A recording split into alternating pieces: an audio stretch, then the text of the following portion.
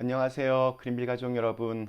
오늘 월요일 아침 이렇게 또 매일 한 말씀으로 오늘 하루를 희망차게 시작하는 모든 분들을 주님의 이름으로 축복합니다. 네, 오늘 하루도 우리의 삶 가운데에서 하나님의 영광이 이렇게 보여질 수 있는 그런 귀한 날이 될 수 있기를 간절히 기원합니다. 네, 오늘은 저희가 마가복음 9장 우리 1절에서 13절의 말씀으로 오늘 이 아침을 시작하도록 하겠습니다. 마가복음 9장 1절에서 13절의 말씀. 또 그들에게 이르시되 내가 진실로 너희에게 이르노니 여기 서 있는 사람 중에는 죽기 전에 하나님의 나라가 권능으로 임하는 것을 볼 자들도 있느니라 하시니라. 엿새 후에 예수께서 베드로와 야고보와 요한을 데리시고 따로 높은 산에 올라가셨더니 그들 앞에서 변형되사 그 옷이 광채가 나며 세상에서 빨래하는 자가 그렇게 희귀할 수 없을 만큼 매우 희어졌더라. 이에 엘리야가 모세와 함께 그들에게 나타나 예수와 더불어 말하거늘 베드로가 예수께 고하되 랍비여 우리가 여기 있는 것이 좋사오니 우리가 초막 셋을 짓되 하나는 주를 위하여 하나는 모세를 위하여 하나는 엘리야를 위하여 하사이다 하니 이는 그들이 몹시 무서워하므로 그가 무슨 말을 할지 알지 못함이더라. 마침 구름이 와서 그들을 덮으며 구름 속에서 소리가 나되 이는 내 사랑하는 아들이니 너희는 그의 말을 들으라 하는지라. 문득 둘러보니 아무도 보이지 아니하고 오직 예수와 자기들 뿐이었더라.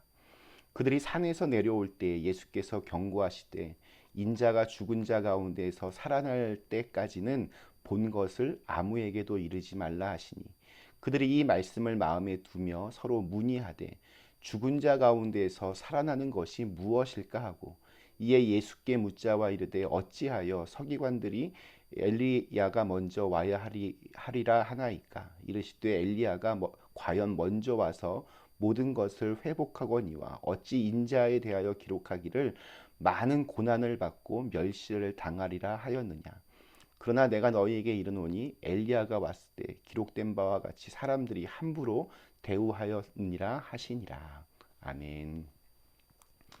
네, 예수님은 하나님이시지만 철저히 인간으로서 이 땅에 오셨습니다.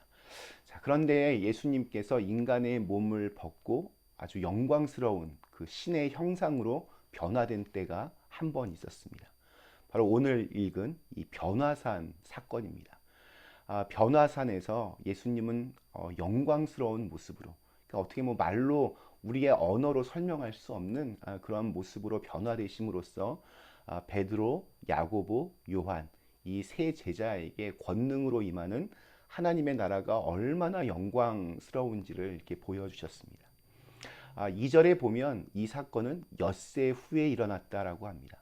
여기서 이 엿새 후라고 하는 것은 제가 지난 토요일에 보았던 가이사랴 빌립보에서의 그 베드로의 고백과 예수님의 그 십자가와 고난 또 부활을 예고하셨던 사건 이후 엿새가 지났다는 그러한 말입니다.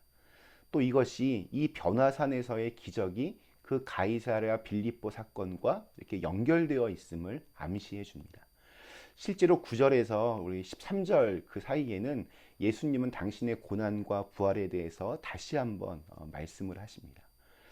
성경에는 사실 이렇게 높은 산이라고만 그렇게 나와 있습니다. 변화산은 훗날 사람들이 붙인 이름입니다. 그곳에서 예수님의 몸이 변화되셨는데 옷에서 광채가 나며 빨래하는 자가 그렇게 희귀할 수 없을 만큼 아주 하얗게 되었다라고 합니다. 광채 또 흰옷 다 이 영광스러운 모습을 상징합니다. 그 곁에는 엘리야와 모세가 함께 있고 예수님과 대화를 나누고 있습니다. 엘리야는 예언자를 대표하고 또 모세는 율법을 대표합니다. 예수님께서 이스라엘의 그 약속된 메시아임을 보여주는 그러한 장면입니다. 그곳에 있던 세 명의 제자들은 사실 엘리야와 모세를 본 적이 없지만 그들을 보는 순간 저절로 알았습니다. 이것이 바로 영적 세계의 신비입니다. 오늘날에도 임사체험, 즉 잠시 이렇게 죽었다가 다시 살아난 적이 있는 사람들도 죽음 너머의 세계에서 한 번도 만난 적이 없는 사람을 보는 즉시로 누구인지 알게 되었다. 이런 말들, 이런 증언들을 많이 합니다. 아무튼 제자들에게는 참으로 지금 영광스러운 장면이었을 것입니다.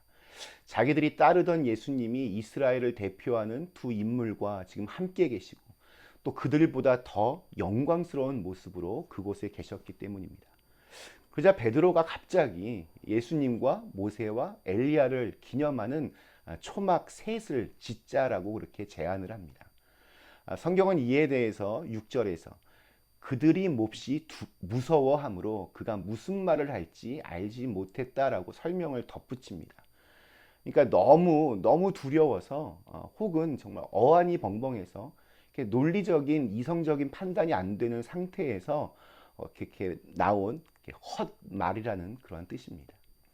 그런데 이후에 보면 안타깝게도 교회는 실제 이 베드로의 말처럼 그렇게 그냥 초막을 짓는 어리석은 일들을 참 많이 합니다. 바티칸에 어마어마한 베드로 대성당을 짓고 또 이것저것에 사람을 기념하는 그런 건물을 세우기도 했습니다. 교회당을 화려하게 쌓아 올리면서 건물을 자랑합니다.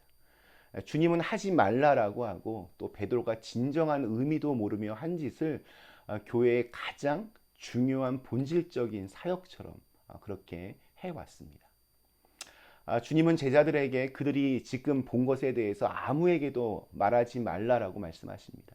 우리 9절 그들이 산에서 내려올 때 예수께서 경고하시되 인자가 죽은 자 가운데서 살아날 때까지는 본 것을 아무에게도 이르지 말라 하시니 주님께서 이처럼 이렇게 침묵하라는 명령을 내리신 이유는 뭐 여러 가지로 설명할 수 있겠지만 그중 오늘 말씀에서 아주 중요하게 붙잡아야 될 한 가지가 있습니다. 그것은 무엇보다도 이것이 신앙인의 어떤 실존을 잘 보여주고 있는 그러한 말입니다. 신앙의 사람들은 하늘의 영광을 미리 맛본 사람들입니다. 그 영광을 가슴에 안고 현재의 고단한 현실을 살아가는 사람들입니다. 세상은 알지 못합니다. 우리 혼자만 간직한 소중한 비밀처럼 우리의 가슴 속에 그 하나님 나라를 품고 살아갑니다. 세상은 그런 것은 없다라고 말하지만 우리는 천국은 있다. 그렇게 믿고 그 천국을 사모하며 그 믿음으로 하루하루를 살아갑니다. 이날 변화산에서의 놀라운 광경을 이제 지켜봤던 베드로, 야고보, 요한 모두 훗날 기꺼이 자신의 생명까지 바치며 주님을 위하여 순교하였습니다. 그때 이 영광스러웠던 모습을 간직하고 있었기 때문입니다. 특별히 사도 요한은 도미티안 황제 때 기름 가마에 던져지는 고난을 겪었습니다. 그가 반모섬에 죄수로 이제 끌려갔을 때 그는 요한계시록 1장에서 다음과 같은 예수님의 그 환상을 증언하고 있습니다. 좀 길지만 우리 9절부터 16절까지의 말씀을 제가 이렇게 발췌해서 읽어보면 이렇습니다. 나 요한은 너희 형제요 예수의 환난과 나라와 참음에 동참하는 자라. 하나님의 말씀과 예수의 증거를 인하여 반모라는 섬에 있었더니 주의 날에 내가 성령에 감동하여 내 뒤에서 나는 나팔 소리 같은 큰 음성을 들으니 일곱 금 촛대 사이에 인자 같은 이가 발에 끌리는 옷을 입고 가슴에 금띠를 띠고 그 머리와 털의 희기가 흰 양털 같고 눈 같으며 그의 눈은 불꽃 같고 그의 발은 풀무에 단련한 빛난 주석 같고 그의 음성은 많은 물소리와 같으며 그 오른손에 7 별이 있고 그 입에서 좌우에 날성검이 나오고 그 얼굴은 해가 힘있게 비치는 것 같더라. 영광의 주님, 온 우주를 다스리시는 전능하신 하나님을 본 것입니다. 영광스러운 예수님의 모습을 보았기 때문에 요한은 그리고 또 수많은 제자들은 어떤 모진 핍박도 그 고단한 현실도 다 이겨낼 수 있었습니다. 그런데 오늘 말씀이 참 이렇게 의미 있는 것은 예수님의 영광스러운 그 모습만 있는 것이 아니고 그 주님께서 많은 고난을 겪고 멸시를 당할 것이다 라는 예언의 말씀도 함께 있다는 데 있습니다. 하나님의 아들이 가지고 있는 영광과 고난, 우리는 이 둘 다 아주 중요하게 붙잡아야 됩니다. 하나님의 아들이 가지고 있는 그 영광이 현재의 고난을 능히 견뎌내게 하고 또 이겨내게 합니다. 고난 가운데에서도 우리는 낙심하지 않고 하나님 아들의 영광을 바라보며 그렇게 살아갑니다. 또한 우리가 이 세상적인 어떤 영광에 취해 있는 순간 주님은 속히 산 아래로 그렇게 내려가라고 말씀하십니다. 왜냐하면 고난의 현장에 하나님의 아들이 계시기 때문입니다. 이 고난을 통해서만 하나님의 아들의 영광에 이를 수 있기 때문입니다. 여기가 좋사오니 하면서 교회에서만 이렇게 막 사는 것은 그래서 건강한 믿음이라고 볼 수 없습니다. 우리가 이 땅에서 가야 할 곳은 산 밑입니다. 그리고 산 밑에서 우리가 경험하는 그 수많은 현실의 그 각박함 속에서 우리가 해야 할 일들을 믿음으로 잘 감당하다 보면 때가 이르러서 최종 목적지에 그 본향에 우리가 가게 되는 것입니다. 신앙인들의 삶에는 영광만 있는 것이 아닙니다. 고난도 있습니다.